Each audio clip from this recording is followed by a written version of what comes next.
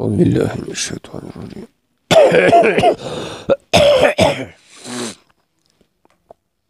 بسم الله الرحمن الرحيم.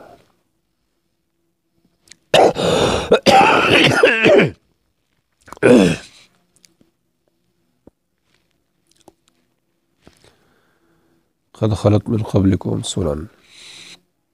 تحقیق تیر شوی دی تحقیق ستاسونا عادات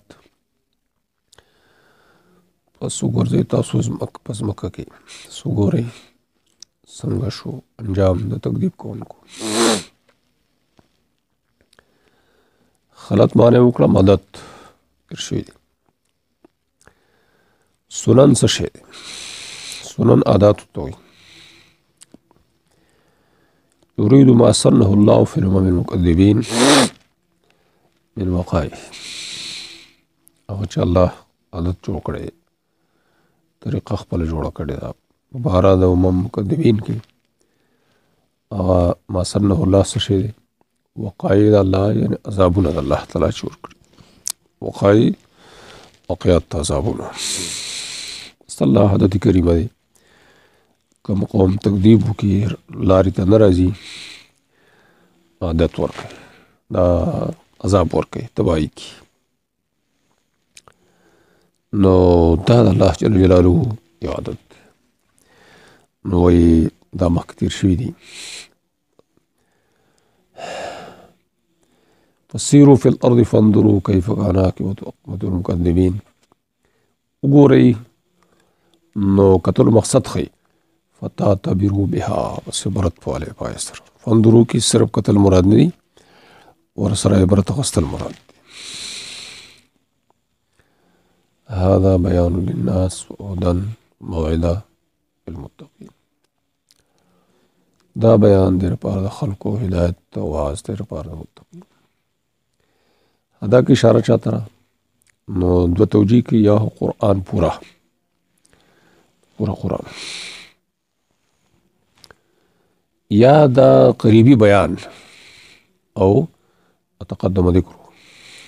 دا بیان دی للناس. بیان مانا ہو واضح هدن مانا ارشاد ہے. ارشاد یعنی راہ حق طرف تا دلالت ورکول. وعیدہ سا مطلب ترغیب و ترہیب. واس یعنی يرول و ترغیب. المتقین متقین کی نفس مومنان مراد دی. متقین ان الشرک والکفر نفس مومنان پورا مومنان پر مومنان تخصیص په دی ولې کړی چې هغه په حق کې دا واس شو یعنی واضح مفید شو. نور په حق کې واس عام دی او دلالت تو ارشاد عام دی خو نور د پر مفید باقی نشو تخصیص وکړي. ولا تهینوا کمزوری کی گئی مغمجن کی گئی تاسو یہ اوچت کہ یہ تاسو مومنان. اتهینوا مانا کہ لا تضعفوا دې دا مانا ده.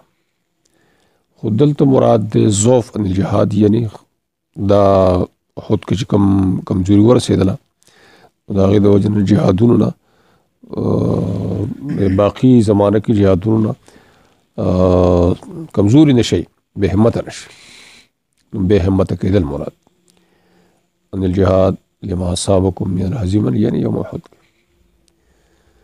نو چې دې زمانه آتی کې مستقبل کې په تاسو اثر پاتې نشي ضعف او کمزوري. او ولا تحزنوا او غم کوي دا تهینو مستقبل سره لګېدلې او تحزنوا ما فات سره لګېدل. ان الله ما فاتكم من الغنیمه استاسو کوم غنیمت فوت شوی دی غمجن او یا حزن او غمجن کېدل پاغي چې قتل شوی استاسو نه مسلمانان ملګری او جرح او زخمی شي. مقصود پدې کې څه دی؟ تسلیه من الله لرسوله والمؤمنین اما اصابهم يوم احد وتقویة القلوب. مقصود پکې دا تسلی ورکول الله نه خپل پیغمبر ته او مؤمنانو ته دا غنا چې کم دي ته محد کی تکلیف رسیدلې تسلی ده. وتقویة دا په تسلیه عطف تقویة و تسلیه. انتم العلون واضح کوي چې دا جمله حالیه ده حالدار چې تاسو اوچت یې وحالکم انکم اعلی منهم اعلون دا جمع د اعلی ده نو فعل تفضیل دی فضل له غواړي ذره څه شی دی یعنی منهم د مقابلین کافرونه تاسو اعلی اوچت یې دوی نه او اعلی کېدلو څه مطلب واغلب تاسو غالب نو دی اعلی او غالب کېدلو کې بیا وجوه وي چې یا په دې اعتبار اعلی او غالب یا په دې اعتبار یا په دې بل اعتبار لأنکم اصبتم منهم یعنی فی الحال تاسو په دوی اعلی او غالب یې فی الحال ګوره تاسو د دوی نه ثابت کړي بدر کې زیات تغه نه چې ثابت کړي تاسو نه احد کې څومره کسان چې تاسو نه احد کې وجلی نو بدر کې تاسو نه زیات وجلی نو غلبه تاسو شو چتواله تاسو شو او یا په دې اعتبار اعلی او غالب او انتم العلون من نصر و ظفر فی الحال نه بلکې عاقبت په اعتبار سره اعلون دا عاقبت په اعتبار سره مستقبل نصرت او ظفر په العاقبه نو دا بیا دوی ته بشارت شو بالعلو والغلبات فی الحال کدا تاسو شکست ورسیده خو مستقبل کې به نصرت تاسو بل ځای راغلی وان جندنا لهم الغالبون دا یعنی د عاقبت په اعتبار سره دریم انتم العلون کی وجہ او انتم العلون شان یا دلتا دا ظاهری غلبه نه مراد ادو توجیه وشوي دا ظاهری غلبه او فتح او دا دریم چې کوي نو د ظاهری نه مراد بلکې د درجه اوچتواله مراد العلون شانا لانکم قتالکم لله ولا اله كلمته وقتالهم للشیطان ولا اله كلمه الكفر تاسو بهرحال په دې اوچت چې تاسو مقصد صحیح دا او مقصد غلط او یا په دې اعتبار لأن قتلاکم فی الجنه وقتلهم فی النار تاسو اعلی شان والے په دې اعتبار چې قتل تاسو په جنت کې او قتل هغوی په نار کې قتل قتیل ان کنتم مؤمنین دا لګېدلې چا سره ده نو متعلق بالنهي دا لا تهینو سره لګېدلې مه به همت کېږئ که تاسو مؤمنان نو مطلب دا دی لا تهینو ان صح ایمانکم نو بیا دا تعلیق صحت ایمان وجود ایمان دا واضح کول دی چې دا صحت ایمان او وجود ایمان سبب دی ردی لپاره چې همتی درانی شي دا مقصود دی تعلیق کې دا مقصود یعنی ان صحة الایمان توجب قوة القلب والثقة بوعد الله وقلة المبالاة بأعدائه صحت ایمان واجبی قوت قلب او اعتماد پر وعده الله قلت مبالات پروا نه کول کم پروا کول ادا ول یا ان کنتم مؤمنین دا لګیدل اعلان سره دی یعنی تاسو چت یې ان کنتم مؤمنین اولو تاسو په دې شرط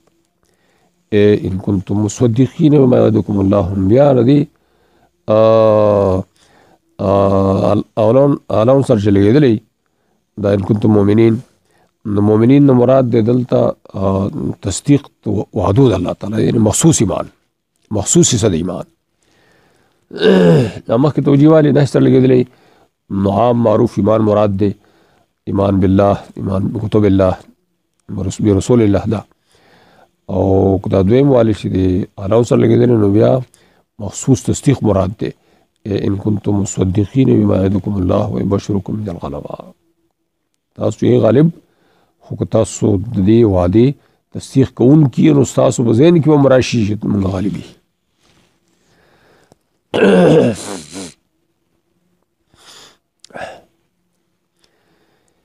یو یمسسکم قرح که رسېدلی تاسو ته زخم رسېدلی هغې قوم تم زخم مثل لدی او دا دې ورځې اړو راړو موږ دې لره مابین د خلکو کې او دې لپاره چې معلوم کې الله تعالی کسان چې ایمان راوړی دی او دې لپاره چې ونیسي ستاسو نه ګواهان شهیدان الله لا يحب الظالمین الله تعالی نه خوښوي ظلم کوونکي دلته دوه قرات خي او دوه لغته وی قرح نم دی او قرح نم دی بدم القاف حيث كان كوفي غير حفص فتحې د قاف سره غیرهم حفص ته نور قرآن او وی دا دواړه یو معنی د لغتونه دوی کدوف و داف چا پکې فرق کړی چې فتحې سره جراحت ته وي او قرح په دم سره دمې سره علمها د جراحت او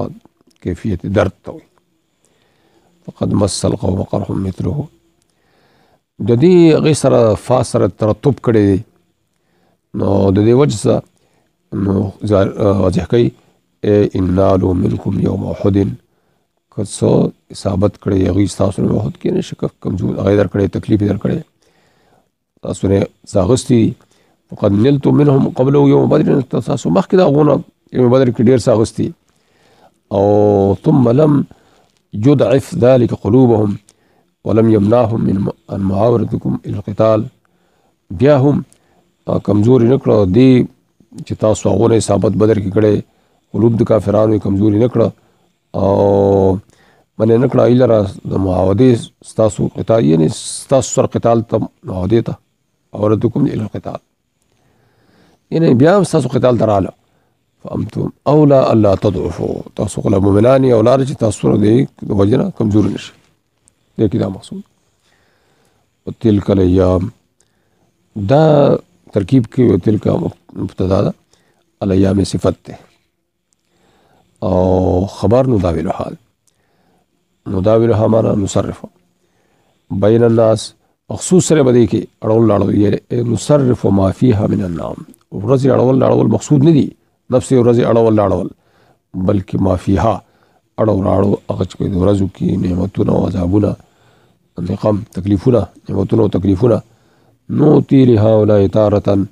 وطورا لهؤلاء ورکوي د یو فریق ته یو ځل او د بل فریق ته بل ځل یعنی کله یو فریق غالب کو کله بل فریق غالب کو دا کله یو فریق ته نعم ورکو او بل ته نقم بیا د عکس کو دنیا دا نعم نقم نو وی دې کې نداولها من الناس د دې دا مراد او د دې داسې وزادي بیان او د جملې داسې مطلب دی لکه مطلب د بیت الکتاب الکتاب دا سیبوی غنفه کتاب ته دا غي نوم دی الکتاب سیبوی نه کتاب لیکلی نو دا نوم دی الکتاب نو دا غي بیت الکتاب دا مطلب نو دا شعر دی فیوم علینا ویوم لنا ویوم النساء ویوم النصر پس یو ورځ په مونږ باندې وي مخکې سره لګېدلی نو هلته ناسب دی یومن دی او بله ورځ مونږ د پارې او یو ورځ کې مونږ خفه کړی شو او بله ورځ کې مونږ خوشحاله کړی شو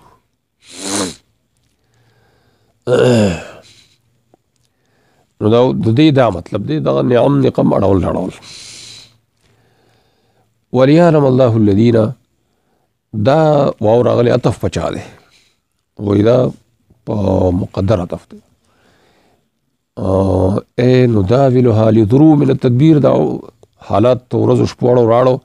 قسمه قسم تدبیراتو د وجه د پاره او د دې د پاره يعلم الله المؤمنين مميزين بالصبر والایمان من غیره جدا په صبر ایمان سره غیر مؤمنین سوال دا دی چې الله جل جلاله د هر څه مخکې معلوم دي نو يعلم الله څه مطلب وی الله ته معلوم کېدل په صفت مميز لکه څرنګه چې الله ته معلوم د وجود نه مخکې نو چې موجودن ممیزن معلوم شي ورته دا مطلب تمایز وجود تراشي وجود تراغله په دې صفت الله ته معلوم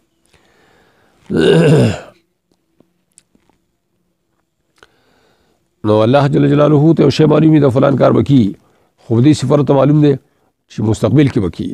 چې وجود تراشي نو بیا ورته دې صفت معلومي چې شوی دی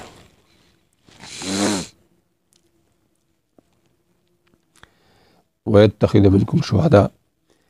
او ونیسی تاسو نه شهدا وليکرم دې مطلب خي چې تاسو له تاسو بعضی کسانو ته د شهادت اکرام کی او دا منکم کی من بازیه ده وليکرم ناس منکم بالشهاده او دې کې مراد سي یرید المستشهدین او مقتولین یوم احد شهدا یار دې گواهان مراد دي یعنی تاسو نه جوړ کی پیدا کی هغه څوک چې هغه شهادت علی الامم یوم القیامت صالحي یعنی الله تعالی دا حالات پې راولي نو شهادت ورکي یا دا څوک چې ژوندي پاتې شو په دې حالات تکلیفونه راله الله تعالی د دوی ازمایښونه وکړل نو دوی سره کامل کړه نو څه چې شهیدان شوي دي که څه ژوندي دي خو دا دې لپاره دي د الله تعالی ازمایښونو تکلیفونه راوستل چې دوی استعدادات پیدا کړي شهادت یوم القیامت نو بیا شهدا کې ګواهان مراد دي او یوم القیامت دا پوره امت من بیا بیانیه ده نو ګرځي تاسو شهدا من تبعیضیه نه ده بیانیه ده تبعیضه کې هم کېدلی شي چې هغه شهدا به باس یوم القیامت ټول بنئ تبعیضیه نو ویدا من قوله قول الله تعالی تكون یعنی ماخوذ داغینا یعنی داغی د مطلب په شان مطلب تكون شهداء علی الناس نو هغه ته دې تفسیر تخذ منکم شهداء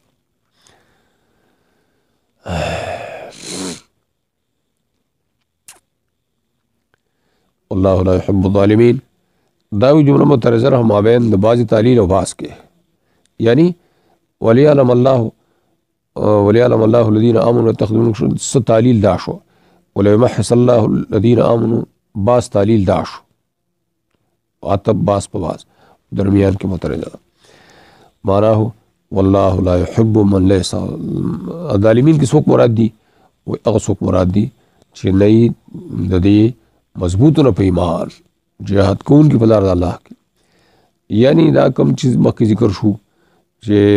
په ایمان مضبوطی او الله پلار کې جهاد کون کی د دوی نه علاوه کسان شي کنه هغه سره الله محبت نه کوي ظالمان او المنافقون والکافرون دا کسان وليمحص الله الداغ بعض تعلیل مستنه ذکر کوي او دې لپاره چې الله پاک کی بمنان التمحيص التطهير والتصفيه اکول محو کی کافران څه مطلب هلاک وإذا بنا بر حالتين دي ومحص الله او دا مخ کی تعلیلات دا یو حالت یمال الکافرین دا بل حالت محمول له وإن كانت الدولة على المؤمنين كغلبه مؤمنان باند راشي ودي مغلوب شي وللتمييز والاستشهاد والتمحيص مؤمنان باندې غلبه راشي کافر د پاره نو بیا تمییز د پاره دی د ازمایښو استشهاد د پاره دی او تمحیص پاکولو د پاره او کافرانو باندې مؤمنانو د پاره راشي نو دا بیا محق الکافرین د پاره ولی محقهم ومحو اثارهم کافر محو کې ختم کی بهرحال مؤمنانو په دوړو کې فائدہ ده مسلمانان باندې د کافر دولت نه غلبه راشي دې کې مسلمانانو فائدہ د ذکر کافر مغلوب شي دې کې د مسلمانانو فائدہ کافر محو لا اله الا الله محمد رسول الله صلى الله عليه وسلم